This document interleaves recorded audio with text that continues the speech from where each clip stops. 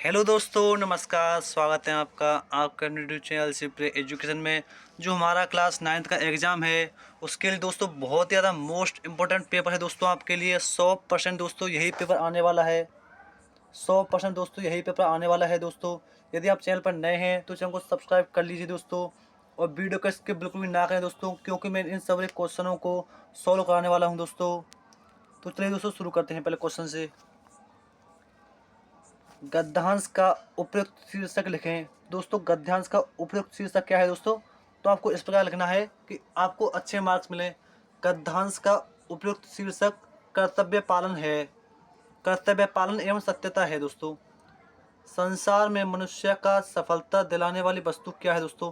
तो इसका आंसर लिखें दोस्तों। आप इसके ऐसे लिखना है, संसार में मनुष्य को सफलता दिलाने वाली वस्तु सत्यता ही एक ऐसी वस्तु है जिससे इस संसार में मनुष्य अपने कार्यों में सफलता पा सकता है दोस्तों। तो आगे दोस्तों 2 क्वेश्चन हो चुके हैं और तीसरे क्वेश्चन करते हैं दोस्तों। मनुष्य को अपने कार्यों में किसे ऊंचा स्थान देना चाहिए? तो दोस्तों आपको लिखना है, मनुष्य को अपने कार्यों में हम लोगों को अपने कार्यों में सत्यता को सबसे ऊंचा स्थान देना उचित है। झूठ की उत्पत्ति के कारण क्या है दोस्तों? तो देखिए आपको ये लिखना है, झूठ की उत्पत्ति पाप, कुटिलता और कायरता के कारण होती है। तो आपके 4 क्वेश्चन हो चुके हैं दोस्तों अच्छी प्रकार से। पांचवें क्वेश्चन को देखते हैं दोस्तों। ब्लूम शब्द लिखें। दोस्तों झूठ का क्या होगा? झूठ का ब्लूम शब्द क्या होगा दोस्तों? सत्य। झूठ का सत्य होगा दोस्तों। और उचित का अनुचित क्या होगा दोस्तों? अनुचित। और सत्यता का दोस्तों, सत्यता को दोस्तों असत्यता। असत्यता इसका आंसर होगा। दोस्तों आपका एक पैसे अच्छे प्रकार से हो चुका है दोस्तों। यही पैसे आपके एग्जाम में आने वाला है दोस्तों। यदि आप चैनल पर नए हैं तो चैनल को सब्सक्राइब कर लीजिए। तो अब करते हैं दोस्तों पद्यांश को। हमारा पद्यांश आ चुका है। निम्नलिखित अपठित पद्यांश को पढ़कर पूछे गए प्रश्नों के उत्तर दीजिए। सोचता हूँ मैं कब गरजा था जिसे लोग मेरा गर्जन समझते हैं। वह असल में गांधी का था, उस गांधी का था जिसने हमें जन्म दिया था। तब भी हमने आंधी तूफान को ही देखा था, गांधी को नहीं। वे तूफान और गर्जन के पीछे बसते थे। सच तो यह था कि अपनी लीला में तूफान और गर्जन शामिल होते देख वे हंसते थे। तो दोस्तों इस प्रस्तुत पद्यांश में दोस्तों उपयुक्त शीर्षक क्या है दोस्तों? तो इसका आंसर देखिए दोस्तों यहाँ पे लग रहा है। दोस्तों इसमें आंसर है, गांधी जी के बारे में उनके विचारधारा को बताया गया है। आपको लिखना है दोस्तों, निम्नलिखित का उचित शीर्षक है दोस्तों कि गांधी जी में इसकी विचारधारा को बताया गया है दोस्तों। इसके गांधी जी में उसके सत्याग्रह आंदोलन और उनके आंदोलन के बारे में बताया गया है, लेकिन उनको जो आज की जनता है वो नहीं मानती है। तो आपको इस प्रकार लिखना है दोस्तों। तो आगे चलते हैं दोस्तों। गांधी जी में के जीवन में किनका समन्वय बताया गया है दोस्तों? तो दोस्तों गांधी जी के जीवन में किसका समन्वय आता है? इसका आंसर क्या है दोस्तों? गांधी जी के जीवन में देखिए दोस्तों, अहिंसा और सत्याग्रह आंदोलन या फिर नरम आंदोलन के बारे में समन्वय बताया गया है दोस्तों। मतलब कि उनके उनके सत्यता के बारे में, सत्य के बारे में दोस्तों, उनके एक अच्छे नेचर के बारे में, उनके अच्छी विचारधारा के बारे में, एक देश को आगे ले जाने के बारे में बताया गया है दोस्तों। उनके लिए समन्वय में गांधी जी किसके पीछे बसते थे? तो दोस्तों इसका आंसर क्या है? बेतूफान। तो आपको लिखना है दोस्तों, गांधी जी तूफान और गर्जन के पीछे बसते थे। गांधी जी को किस बात पर हंसी आती थी? तो दोस्तों इसका आंसर क्या है दोस्तों? तूफान और गर्जन को तूफान और गर्जन को शामिल होते देख वे हंसते थे। तो इसका आंसर हो जाएगा दोस्तों। आगे चलते हैं। प्रस्तुत पद्यांश में गांधी जी ने क्या संदेश दिया है दोस्तों? इसका आंसर आप कमेंट में लिखना है दोस्तों। मैं देखता हूं कि दोस्तों आपकी कैसी तैयारी चल रही है। इसका आंसर दोस्तों आप कमेंट में लिखिए। मैंने आपके 4 क्वेश्चन अच्छे से करा दिए हैं दोस्तों। आप 5वें का आंसर अपने कमेंट में लिखिए दोस्तों। तो दोस्तों आगे चलते हैं।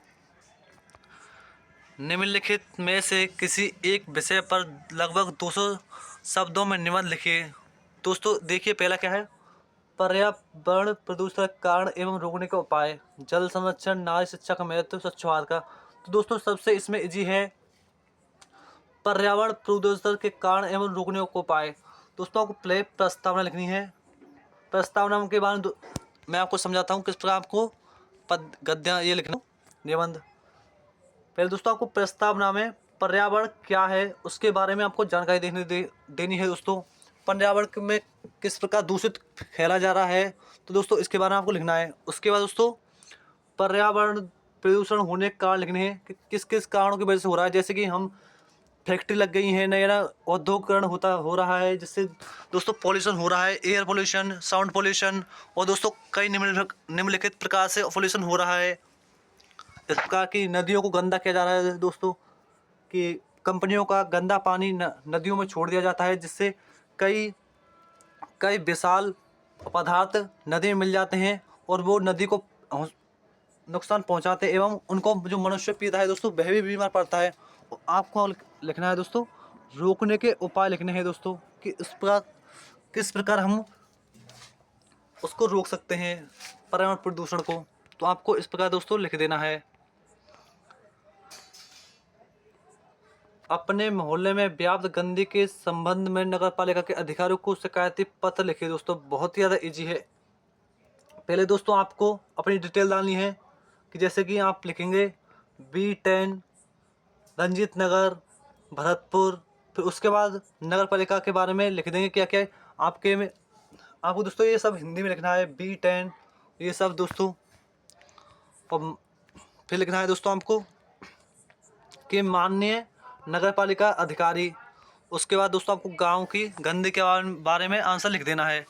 या फिर दोस्तों इससे अच्छा आप इसको लिख लें, प्रधानाचार्य को एक पत्र लिखे जिसमें शुल्क मुक्ति हेतु निवेदन क्या है। दोस्तों आपको लिखना है पहले सेवा में श्रीमान प्रधानाचार्य अध्यापक राजकीय उच्च माध्यमिक विद्यालय भरतपुर राजस्थान सामान्य निवेदन है। इस प्रकार दोस्तों आपको लिख देना है कि आपको फीस आप जमा नहीं करा सकते हैं क्योंकि आपके घर की कंडीशन खराब है। इसका आंसर दोस्तों लिख सकते हैं। तो आगे चलते हैं। उपसर्ग लगाकर 4 शब्द बनाइए। तो दोस्तों इसका पहला हो जाएगा उपयुक्त, उपयोगी और उपनाम, और दोस्तों उगाई नहीं, सॉरी दोस्तों उगाई नहीं, उप में एक शब्द और बताइए। उपमा दोस्तों क्या हो जाएगा, उपमा, उपमा हो जाएगा। संज्ञा व सर्वनाम में भेद लिखिए। दोस्तों आपको पता है संज्ञा किसी वस्तु को दर्शाती है, किसी व्यक्ति को दर्शाती है। जैसे कि दोस्तों हम कह सकते हैं वह एक टेबल है। तो टेबल दोस्तों में टेबल इसमें नाउन हो गई क्योंकि वह एक वस्तु है। और सर्वनाम को दोस्तों हम पता है आपको कि संज्ञा को दर्शाने वाले शब्द सर्वनाम कहते हैं। जैसे कि वह टेबल है, इसमें आ गया दोस्तों वह पहले आ गया तो यह सर्वनाम है, और टेबल का बारे में दर्शा रहा है कि वह टेबल है, तो दोस्तों सर्वनाम हो जाएगा इस प्रकार। निम्न शब्दों में भाववाचक संज्ञा बनाइए। दोस्तों मित्र का क्या होगा, मित्रता। भारत का क्या होगा दोस्तों, भारतीय। और लघु का होगा दोस्तों लघुता। क्या होगा दोस्तों, लघुता। हरा का आप बताएंगे दोस्तों कमेंट में। हरा का भाववाचक संज्ञा क्या होगा।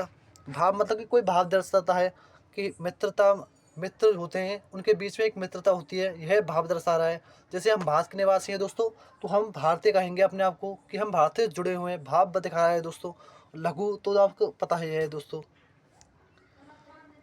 विलोम शब्द लिखिए। पवित्र का क्या होगा दोस्तों, अपवित्र। इसका क्या होगा दोस्तों आंसर, अपवित्र। मृत्यु का क्या होगा दोस्तों, मृत्यु का जीवित। देशी का विदेशी। स्वर्ग का दोस्तों नरक हो जाएगा। दोस्तों अब आपके पर्यायवाची आ चुके हैं। निम्न शब्दों के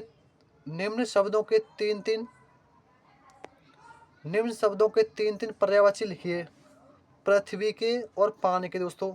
पानी के दो होंगे दोस्तों जल, नीर और पानी तो दोस्तों है ही। पृथ्वी के क्या होंगे दोस्तों आप कमेंट में बताएंगे पर्यायवाची। इसमें तो दोस्तों आपको शुद्ध शब्द छांट के लिखना है। कवित्री क्या होगा दोस्तों, कवियत्री, कवित्री होगा दोस्तों। भागीरथी हस्ताक्षर सदस्य हिरण। तो इसमें क्या है दोस्तों आंसर? हस्ताक्षर। क्या होगा दोस्तों? हस्ताक्षर सही है, हस्ताक्षर सही है, सदस्य सही है दोस्तों, हिरण भी सही है। ये तीनों वाक्य सही हैं दोस्तों। भागीरथी गलत है। चलिए दोस्तों, एक तथा कार प्रत्यय लगाकर दो नए शब्द बनाइए।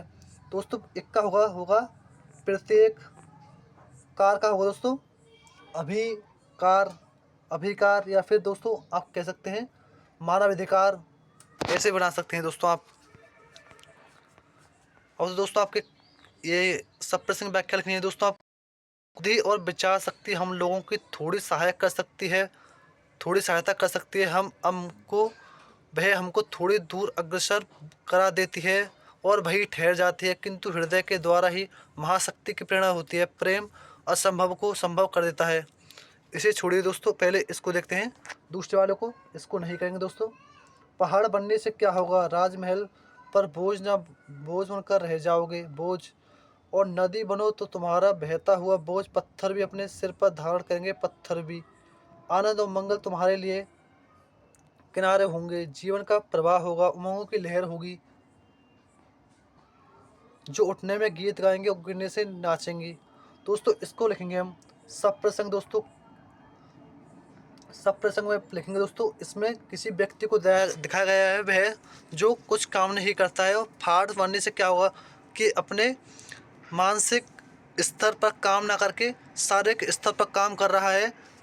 इसका दोस्तों यही आंसर होगा सब प्रसंग में। और व्याख्या में आप इसको लिख देंगी कि कोई व्यक्ति यदि नदी की तरह बहेगा तो वह अपने शारीरिक कष्ट, अपने दुख दर्द को बहाकर ले जाएगा और एक अच्छी जगह पर जाकर पहुंच जाएगा, जिससे वह देश का नाम ऊंचा कर सके, अपने परिवार वालों का नाम ऊंचा कर सके। इसका आंसर हो जाएगा।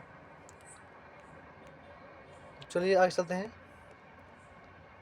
मैंने हंसना सीखा है, मैं नहीं जानती रोना, बस करता पल पल पर मेरे जीवन में सोना। मैं अब तक न जान पाई कैसी होती है पीड़ा, हंस हंस जीवन में कैसी करती क्रीड़ा।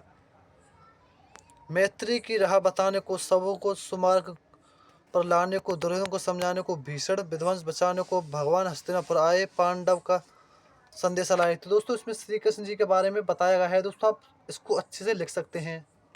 आगे चलते हैं। तो दोस्तों आपके क्वेश्चन आंसर है, आपको क्वेश्चन आंसर खुद ही करने पड़ेंगे दोस्तों। क्वेश्चन आंसर दोस्तों, लेकिन हम इसको करवा देते हैं। सड़क दुर्घटना के प्रमुख कारण बताइए। तो सड़क दुर्घटना कारण देखिए, कोई व्यक्ति जा रहा है गाड़ी पर तो वह फोन से बात कर रहा है, सीट बेल्ट नहीं लगा रखा है, हेलमेट नहीं लगा रखा है। दोस्तों यही कारण हो सकते हैं। रुकने के उपाय क्या है दोस्तों?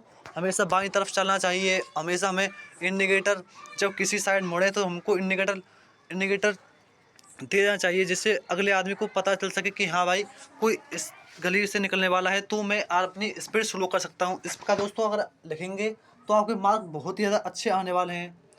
सड़क पर चलने के नियम बताइए दोस्तों। बहुत ही ज़्यादा ईजी है। देखिए दोस्तों, सड़क पर चलने के हमेशा सड़क पर बाईं तरफ चलना ही चाहिए। और दोस्तों हमें जेब्रा क्रॉसिंग को हमेशा फॉलो करना चाहिए दोस्तों। और हमेशा दोस्तों हमें गाड़ी अपनी स्पीड में नहीं रखनी चाहिए दोस्तों, स्लो रखनी चाहिए अपनी गाड़ी। जब भी हम गाड़ी चलाएं तो दोस्तों अपनी गाड़ी को स्लो चलाएं, गाड़ी को दोस्तों हम स्लो चलाएं। तो यही आपका दोस्तों पेपर ख़त्म होता है। यही दोस्तों आपका पेपर है। यदि आपको वीडियो अच्छी लगी हो तो प्लीज़ वीडियो को लाइक करें, कमेंट करें, शेयर करें और सब्सक्राइब कर दीजिए।